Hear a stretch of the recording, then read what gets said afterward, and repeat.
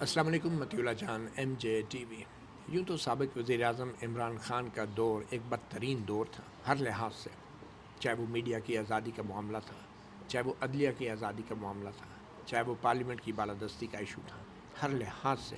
اور ہم جیسے صحافی بھی یہ سمجھتے رہے ہیں کہ یہ ایک فاشسٹ قسم کی حکومت تھی عمران خان کی۔ مگر آج جو کچھ ہو رہا ہے وہ شاید اس سے مختلف نہیں، اور اگر یہ کہا جائے کہ اس سے بھی زیادہ برا ہو رہا ہے یا ہم ایک بدترین دور میں داخل ہو رہے ہیں تو غلط نہیں ہوگا۔ اس کی مجموعی طور پہ اگر بات کی جائے تو آج عدلیہ آزاد بھی نہیں ہے، بلکہ یوں لگ رہا ہے کہ عدلیہ بلیک میل بھی ہو رہی ہے مختلف ہتھ کنڈوں سے۔ جتنا تنقید اور جتنا الزامات آج ہائی کورٹ اور سپریم کورٹ کے ججوں پہ لگ رہے ہیں، اور جس طرح کی بے بسی ہم آج ہائی کورٹ اور سپریم کورٹ کے ججوں کی دیکھ رہے ہیں، شاید اس سے پہلے نہیں تھی۔ ہم بھی تنقید کرتے ہیں عدلیہ پہ اور ججوں پہ۔ ہماری تنقید اس وقت کی تھی جب بدقسمتی سے یہی ججز اسٹیبلشمنٹ کے ساتھ مل کر لوگوں کو انصاف نہیں دیتے تھے، لاپتہ افراد کے کیسز نہیں سنتے تھے، سیاسی انجینئرنگ کا ایک ٹول بنتے تھے، اور پاناما بینچ اس کی ایک مثال تھا۔ مگر آج کیا ہو رہا ہے؟ آج شاید ان میں سے بہت سے ایسے ججز ہیں جو پہلے جس طرح استعمال ہوتے رہے اب وہ دوسری طرح استعمال نہیں ہونا چاہ رہے، تو جو ان کو استعمال کرتے رہے ان کو غصہ بہت ہے۔ آج جس قسم کے الزامات ججوں پہ لگ رہے ہیں اور جس وجہ سے لگ رہے ہیں وہ دونوں ہی بہت افسوسناک ہیں۔ مثال کے طور پہ حال ہی میں اسلام آباد ہائی کورٹ کے ایک جج جسٹس محسن اختر کیانی، ان کے خلاف ایک ریفرنس آیا۔ میں نے ایک نظر دیکھا ہے وہ ریفرنس پڑھ کے مختصراً میں یہ کہہ سکتا ہوں کہ انتہائی کمزور ریفرنس ہے، اور بظاہر اس کی وجہ کچھ اور نہیں بلکہ شاید جسٹس محسن اختر کیانی نے جو ایک سابق وزیر اعظم عمران خان کے حق میں فیصلہ دیا ٹیرین وائٹ والے کیس میں، ہو سکتا ہے ہم بھی اس فیصلے سے متفق نہ ہوں، اور میں تو بالکل یقینی طور پہ نہیں ہوں، کیونکہ میں سمجھتا ہوں کہ انصاف اور شفافیت کی بات کرنے والے کو کٹہرے میں کھڑے ہو کے بتانا چاہیے کہ ٹیرین وائٹ اس کی بیٹی ہے یا نہیں۔ مگر اس کے باوجود بھی جو بھی فیصلہ ہے، اگر فیصلہ ہوا ہے تو اس کے خلاف اپیل کا حق ہے۔ آئینی طور پہ آپ سپریم کورٹ میں اس کے خلاف اپیل کر سکتے ہیں۔ مگر جسٹس محسن اختر کیانی اور جسٹس ارباب محمد طاہر کی طرف سے ٹیرین وائٹ کے حوالے سے دو ججوں نے اپنا اکثریتی فیصلہ ویب سائٹ پہ اسلام آباد ہائی کورٹ پہ اپلوڈ کر دیا تھا، جس کو بعد میں جو تیسرے جج تھے بینچ کے چیف جسٹس عامر فاروق، انہوں نے اس سے اتفاق نہیں کیا اور کہا کہ یہ فیصلہ ہو ہی نہیں سکتا تھا، یہ بینچ دوبارہ تشکیل دیا جائے گا۔ یہ بینچ ٹوٹ چکا تھا، اور پھر وہ دونوں ججوں کے فیصلے ویب سائٹ سے تو ہٹا دیے گئے، مگر شاید کسی کو پسند نہیں آئے۔ اور جیسے محسن اختر کیانی کے اوپر جو لگائے گئے الزامات ہیں، میں ایک نقطے پہ مختصر صرف بات کروں گا۔ پہلا الزام یہ ہے کہ ان کا فیملی بزنس تھا، کوئی لیک ویو لین ہاؤسنگ سوسائٹی تھی، جس میں ان کے 18% شیئرز تھے اور باقی دوسرے فیملی ممبران کے، اور یہ جو 18% شیئر تھے یہ ایک ان رجسٹرڈ ایک کمپنی میں ان کے شیئر تھے، یہ جسٹس محسن اختر کیانی کے۔ تو اگر کوئی کمپنی ان رجسٹرڈ ہے، اگر کوئی ہاؤسنگ سوسائٹی انلیگل ہے اور اس کے اندر جج صاحب کے کوئی کنٹرولنگ شیئر نہیں ہے، پراپرٹی تو ڈیمانڈ یہ کرتی ہے کہ کسی انلیگل بزنس میں یہ چیز نہیں ہونی چاہیے، مگر اگر وہ معاملات بہت پرانے چل رہے ہیں ان کے جج بننے سے پہلے کے اور ان کے کنٹرولنگ شیئر بھی نہیں ہے، تو یہ معاملہ بھی قانونی طور پہ ہینڈل ہو سکتا ہے، کیونکہ سی ڈی اے ایک قانونی ادارہ ہے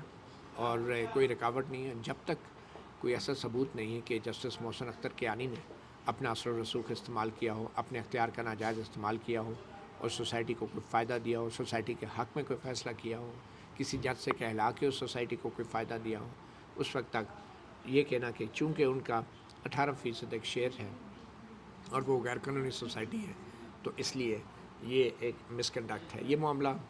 میرے خیال میں سی ڈی اے کا ہے اور عدالتیں ہیں، وہاں پہ یہ معاملہ حل ہو سکتا ہے۔ اگر سی ڈی اے سمجھتی ہے وہ ان رجسٹرڈ ہے، غیر قانونی ہے، تو آج تک سی ڈی اے نے کیوں نہیں کارروائی کی؟ تو سی ڈی اے کے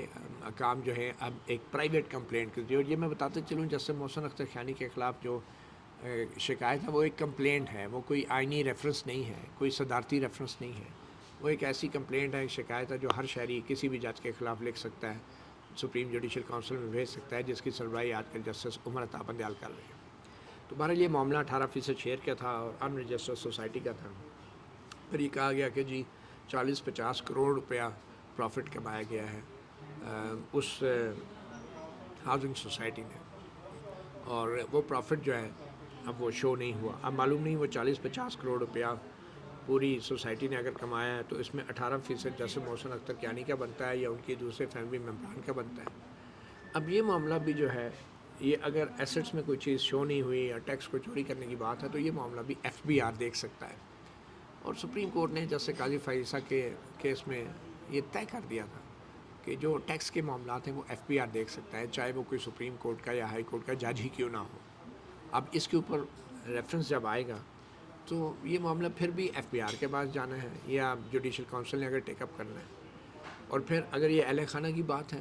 تو یہ سپریم کورٹ پہلے ہی طے کر چکی ہے کہ ججوں کی اہلیہ یا اور دوسرے اگر وہ انڈیپینڈنٹ ہیں، ان کی سورس آف انکم انڈیپینڈنٹ ہے، تو پھر اس حوالے سے FBI براہ راست ان سے پوچھ سکتا ہے۔ تو یہ معاملہ بھی جو ہے بظاہر یہ ایک لگتا ہے FBI کا اور ٹیکس کا کوئی معاملہ ہے، اور ہے یا نہیں ہے، بنایا گیا ہے۔ پھر جو لینڈ گریبرز کا ذکر کیا گیا کہ ان کا تعلق ہے جی قبضہ مافیا سے، کیوں تعلق ہے؟ شکایت میں یہ لکھا گیا ہے کہ جناب یہ وکیل رہے ہیں جی قبضہ مافیا کے، اور بڑے بڑے نام دیے ہیں تاجی کھوکھر اور دوسروں کے کہ جی ان کے وکیل رہے ہیں۔ بھائی یہاں پہ تو آئین سے سنگین غداری کے ملزم جنرل مشرف کو بھی وکیل ملتے رہے۔ پھر اگر یہ ڈسکوالیفیکیشن ہے کسی جج کے لیے کہ وہ ماضی میں جنرل مشرف کے وکیل رہے ہیں، تو پھر سب کے لیے ہونی چاہیے جو ابھی جج بیٹھے ہیں سپریم کورٹ میں یا ہائی کورٹ میں۔ تو وکیل کرنا تو ہر مجرم کا، ہر ملزم کا رائٹ ہے، یہ کوئی ڈسکوالیفیکیشن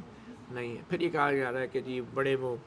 ریشیل بائنس ہے، ان کے اندر ایک نسلی تعصب پایا جاتا ہے، اور وہ جو دوسرے اضلاع سے ججز آئے ہوئے تھے ضلعی عدلیہ میں، ان کے بطور صدر اسلام آباد ہائی کورٹ بار جب وہ وکیل تھے، اس وقت بھی ان کے بڑے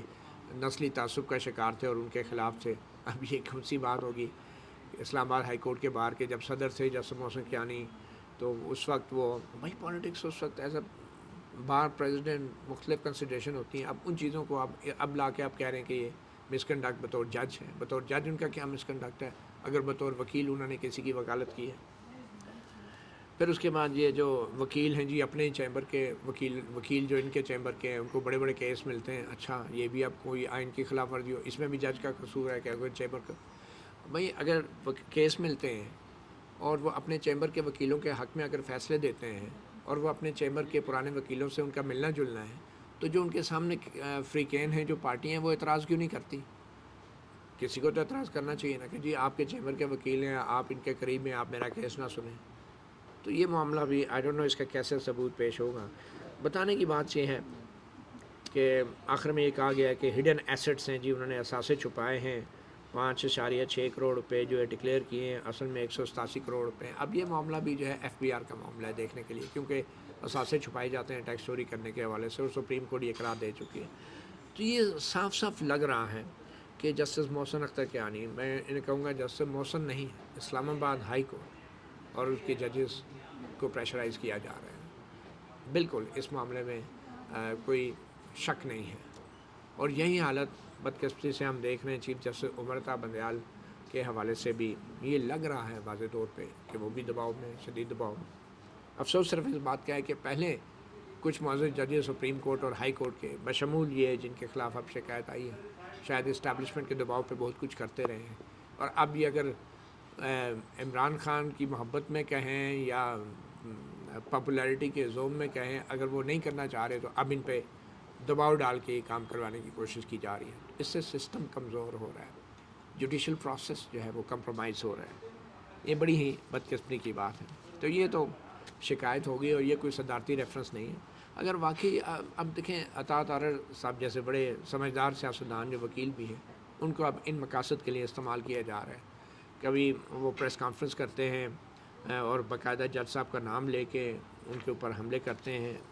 اور پھر یہی الزام دہراتے ہیں۔ میرے خیال میں ایسا نہیں ہونا چاہیے، اور اگر کسی شہری نے شکایت کاری دی ہے جج صاحب کے خلاف تو حکمران جماعت کے ایک MP کو یا ایک بندے کو پریس کانفرنس کرنے کی کیا ضرورت ہے؟ اگر حکمران جماعت کا بندہ یہ پریس کانفرنس کر رہا ہے تو اس کو تو چاہیے کہ اپنی حکومت سے کہے کہ بھئی آپ صدر کے ذریعے ریفرنس دائر کریں، آپ جو ہے پریس کانفرنس کر رہے ہیں۔ تو یہ ایک اور بہت بڑا تضاد ہے جس کو میں سمجھتا ہوں، جس کی وجہ سے یہ پورا نظام اور عدلیہ کا جو ایک کانسیپٹ تھا انصاف دینے کا ایک آخری مرحلہ، وہ شدید اس کو نقصان پہنچ رہا ہے، اور عوام کا اعتماد نظام سے تب اٹھتا ہے جب ان کا اعتماد عدلیہ سے اٹھ جائے، کیونکہ وہ ایک آخری مرحلہ ہوتا ہے انصاف کی فراہمی کا۔ پھر ایک اور اہم خبر یہ ہے کہ جو اب سینٹ میں 62(1)(f) اور الیکشن تاریخ کے حوالے سے ایک الیکشن ایکٹ میں ترمیم کی گئی ہے۔ کہا گیا ہے کہ جو تاحیات نااہلی نہیں ہوگی اور جو بھی 62(1)(f) کے تحت نااہل ہوگا وہ صرف 5 سال کے لیے نااہلی ہوگی۔ واضح طور پہ یہ براہ راست نواز شریف صاحب کے لیے ایک راستہ ہموار ہوگا، اور یہ قانون میں ترمیم کرنا اسمبلی کا حق ہے، پارلیمنٹ کا حق ہے، اور یہ حق بظاہر چیف جسٹس عمر تا بندیال اور ان کے 2 ججز جو ہیں وہ ماننے کو تیار نہیں۔ یہ بھی بڑے افسوس کی بات ہے۔ اور آپ دیکھیں نا، دونوں طرف ہیں آگ برابر لگی ہوئی، اب بندہ کس کی بات کرے؟ ہر کوئی اپنا جو اختیار میں ہے وہ اس کا ناجائز استعمال کر رہا ہے۔ اسمبلی کا اختیار ہے کہ قانون بنائے، اور 62(1)(f) کی اگر انہوں نے ڈیفائن کر دیا ہے کہ اس کا مطلب یہ ہے، نااہلی تو ہے لیکن یہ تاحیات نہیں ہے، اور یہ تاحیات نااہلی کوئی آئین میں نہیں لکھی تھی، یہ بھی سپریم کورٹ نے اپنے فیصلے کے ذریعے کہا تھا کہ یہ تاحیات ہوگی۔ اور جو سپریم کورٹ کے فیصلے ہوتے ہیں وہ پارلیمنٹ جب کوئی قانون بناتی ہے تو وہ ان فیصلوں کو رد کر سکتی ہے۔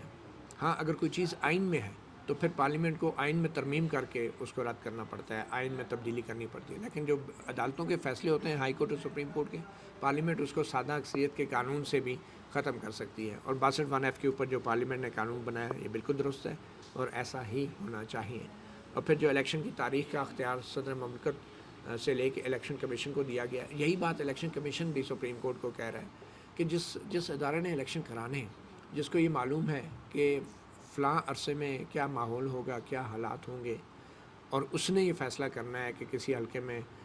آج الیکشن ہو سکتے ہیں یا کل ہونے چاہیے، تو پھر یہ حتمی اختیار بھی الیکشن کمیشن کو ہونا چاہیے۔ ہاں، وہ مشاورت کر لیں،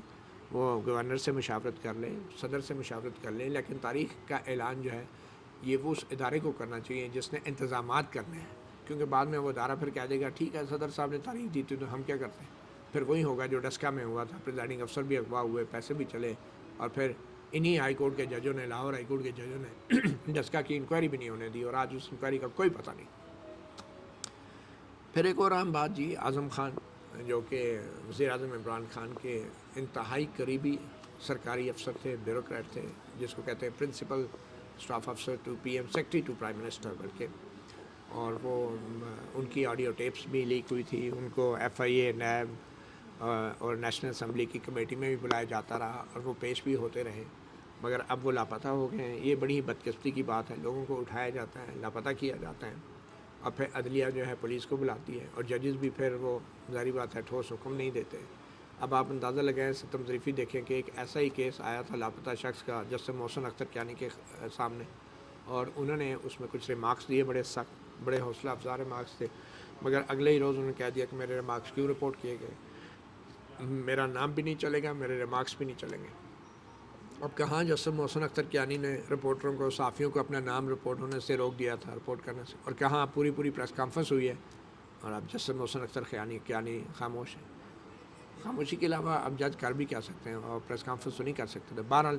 یہ نہ یہ ریفرنس کے اندر کوئی جان ہے، اور نہ ہی عطا تارڑ جیسے سیاستدانوں کو اس طرح پریس کانفرنس کرنی چاہیے تھی۔ اگر واقعی بہت سنگین الزامات ہیں تو پھر عطا تارڑ کو اپنے وزیر اعظم سے کہنا چاہیے کہ صدر کے ذریعے ریفرنس بھیجے ہائی کورٹ کے جج کے خلاف۔ عام لوگوں کو اس طرح استعمال نہ کرے میڈیا ہائپ کریٹ کرنے کے لیے، یا میڈیا کے تھرو میڈیا ٹرائل کرنے کے لیے ججوں کی۔ مگر پھر خیال آتا ہے کہ کسی زمانے میں بہت سارے یہ جج بھی اس میڈیا ٹرائل کا حصہ تھے جو پاناما بینچ کے ذریعے کیا جا رہا تھا۔ تو اعظم خان کی گمشدگی کی ہم بات کر رہے تھے کہ اب پتہ نہیں یہ سامنے کب آتے ہیں کہ نہیں۔ ان کی فیملی جو ہے بہت ہی پریشان ہے، ان کی 2 بیٹیاں ہیں، 2 بیٹے ہیں، ایک بیٹا باہر ہے، اور ان کے بھتیجے کی طرف سے پولیس اسٹیشن کو درخواست دی گئی ہے، ابھی تک ایف آئی آر نہیں کٹی، کہا جا رہا ہے کٹ جائے گی لیکن ابھی تک ایف آئی آر نہیں کٹی، اور ان کو عدالت میں پیش کرنا بہت ضروری ہے، کیونکہ ایک خوف کی فضا پیدا ہو رہی ہے۔ نہ صرف یہ کہ ججوں میں خوف ڈالا جا رہا ہے، بلکہ میڈیا کے اندر بھی خوف پیدا کیا جا رہا ہے. اب دیکھیں نا، عمران خان کا نام نہیں لے سکتے. یہ کس قانون میں ہے کہ عمران خان کا نام نہیں لے سکتے؟ مگر اس وقت پورے میڈیا پہ یہ پابندی ہے. تو یہ تمام ادارے لگ رہا ہے کہ بڑی تیزی سے تباہی کی طرف جا رہے ہیں. اور اینڈ پہ کیا ہوگا؟ سنی ہو جن گلیاں تو پھر وچ مرزا یار پھرے. تو اینڈ پہ کون پھر ہوگا؟ اگر سسٹم کو مضبوط نہیں کر سکتے آپ تو کم از کم اس کو کمزور بھی نہ کریں، کیونکہ اگر یہ سسٹم کمزور ہوگا، لوگوں کا اعتبار جو ہے میڈیا سے، عدالتوں سے، حکومتوں سے، سیاستدانوں سے، سیاسی جماعتوں سے، پارلیمنٹ سے اٹھ جائے گا. تو پھر اگر کوئی یہ کہے کہ عوام کا جو اعتماد ہے وہ صرف اسٹیبلشمنٹ پہ برقرار رہے گا اور قومی سلامتی کے جو ادارے ان پہ برقرار رہے گا، یہ بھی پھر نہیں رہے گا. مطیع اللہ جان، MJ TV سے اتنا ہی. اجازت دیجیے. اللہ حافظ.